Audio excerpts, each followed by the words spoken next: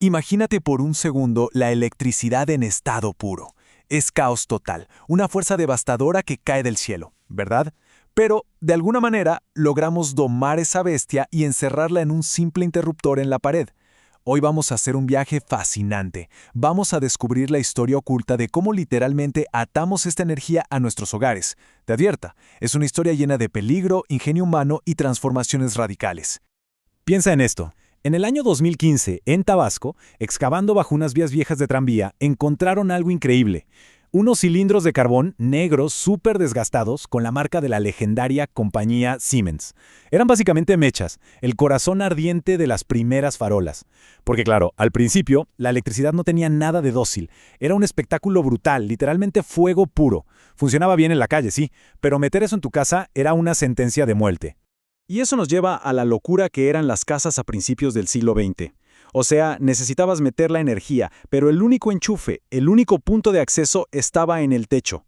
Imagínate la escena, quieres usar una plancha o hacerte unas tostadas. Literalmente tenías que trepar, desenroscar una bombilla que estaba ardiendo y conectar los cables pesados desde allá arriba. Era absurdo. Un tirón mal dado y adiós, todo el cableado se venía abajo. Así que, por pura desesperación, nació algo que seguimos llamando el ladrón, y el nombre es súper literal. Verás, en esa época las compañías no ponían medidores en las casas, te cobraban por cada bombilla que tenías, así que la gente usaba estas piezas de porcelana para robar corriente de ese único punto en el techo para otras cosas. ¿El resultado? Bueno, te lo puedes imaginar. Líneas sobrecargadas, cortocircuitos masivos y sí, cocinas enteras de madera reducidas a cenizas. Esta cosa necesitaba control, y rápido. Es el año 1884. Entra en escena nuestro primer héroe, John Henry Holmes. Él se dio cuenta de que los primeros interruptores hacían algo aterrador. Al separar las piezas de metal, la corriente saltaba por el aire. Hacía un arco eléctrico, una chispa tan caliente que derretía el latón al instante. Holmes entendió algo clave. La única manera de ganarle a ese fuego era con velocidad pura. Entonces, Holmes inventa el interruptor de ruptura rápida. Y mira, la magia estaba escondida adentro, un simple resorte metálico. Tú lo movías, el resorte juntaba tensión y ¡pum!, separaba los contactos en fracciones de milisegundo. Era una genialidad mecánica. Al cortar la chispa así de rápido, los interruptores por fin dejaron de quemarnos los dedos. Fue nuestro primer gran paso para sobrevivir a la corriente. Pero oye, seguíamos teniendo cables pelados colgando de los techos como lianas peligrosas. Al menos hasta 1904. Allí es cuando Harvey Hubble, un tipo brillante con muchísimas patentes, vio lo ridículo de tener la casa cruzada por cables. Y su gran respuesta fue el enchufe de clavija separable. Te lo digo, este pequeño invento borró del mapa, de un solo golpe, la prehistoria de los cables colgantes.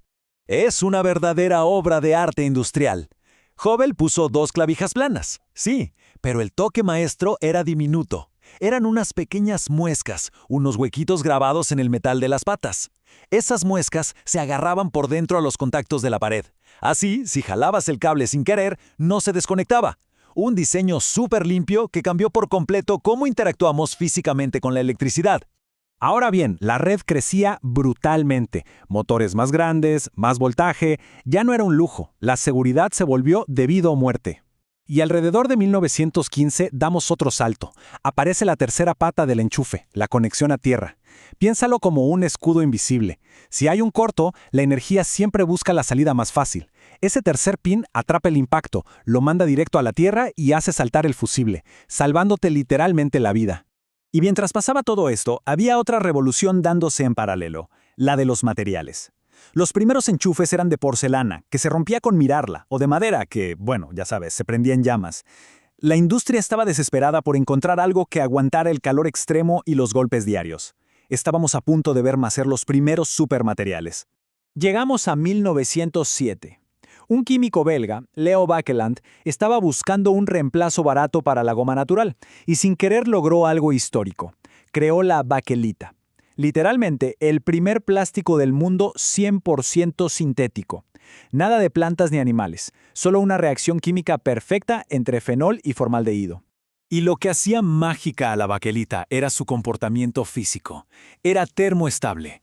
Esto significa que una vez que se endurecía bajo presión, ya no se derretía jamás, sin importar cuánto la calentaras. Resultó ser el aislante perfecto, se convirtió en la barrera definitiva, totalmente a prueba de fuego, entre los cablos con energía letal y nuestros dedos. Pero hay otro héroe por aquí, uno muy silencioso, que vive dentro de tus paredes, la famosa clema, o bloque de terminales. Antes de este aparatito, agarrar dos cables significaba retorcerlos a mano y ponerles una soldadura fea y peligrosa. La clema trajo orden. Es un túnel de metal pequeñito donde metes el cable de cobre y lo atrapas apretando un tornillo. Simple, pero garantiza una conexión física perfecta e inamovible en la oscuridad de tu casa. Ahora, aquí viene la gran ironía de toda esta historia. Es monumental, de verdad. Fíjate que logramos descifrar las leyes universales de la electricidad. Los electrones funcionan igualito aquí que en el otro lado del mundo. Pero, cuando intentamos ponernos de acuerdo en cómo enchufar las cosas físicamente, fracasamos rotundamente. Fue un desastre a nivel global. 14. ¿Puedes creerlo? Hoy en día usamos 14 tipos de enchufes totalmente distintos e incompatibles alrededor del mundo. O sea, 14 pedazos de plástico y metal diferentes peleando por hacer literalmente el mismo exacto trabajo en todos lados. Y todo este laberinto caótico fue por un error tremendo al principio. Cuando la luz empezó a llegar a todos lados, los comités internacionales se volvieron locos estandarizando las maquinarias gigantes, las fábricas, pero ignoraron por completo al humilde enchufe de nuestras casas. Para cuando se dieron cuenta, después de las guerras, ya era tardísimo. Cada país ya había instalado millones de kilómetros de cables con sus propios enchufes. Cambiar todo de repente costaba demasiado. Todo esto nos lleva a pensar en lo que algunos llaman la vida social de los objetos. Si lo miras de cerca, estas cositas de plástico en la pared no son basura desechable. Son como cápsulas del tiempo. Tienen una carga cultural tremenda. Nos cuentan la historia de la economía de su época, de qué materiales pudimos sacar de la tierra y de cómo logramos adaptar todo eso para sobrevivir. Por eso, cuando te encuentras por ahí un cable antiguo, esos que venían trenzados en tela, o tocas un interruptor viejo de baquelita, estás tocando historia pura.